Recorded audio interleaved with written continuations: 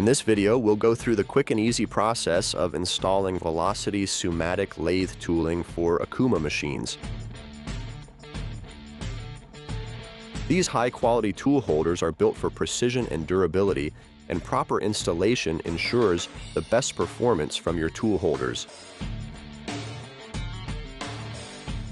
First, inspect the tool to ensure there's no shipping damage, then clean the turret and tool mounting surfaces. A light coat of oil or grease on these surfaces will help with smooth installation and prevent corrosion. Now, place the tool into position and insert the mounting bolts without fully tightening them. This will keep the tool flexible for alignment.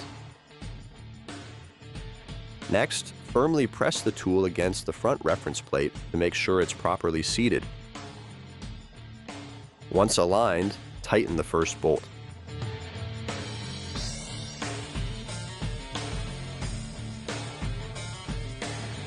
Then, move to the back of the tool and tighten the bolt on the alignment tab, securing it against the turret.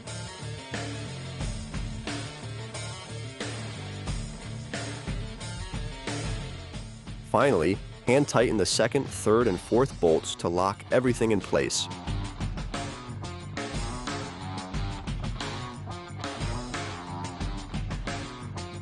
At this point, the tool is properly installed and ready to use. Use a torque wrench to tighten the bolts to the specified amount.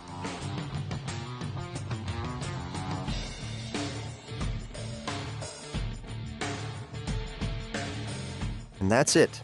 Our Velocity SU-Matic tool holder is now installed, secured, and ready for operation. For best results, always check tool alignment and consult your Okuma manual for further details.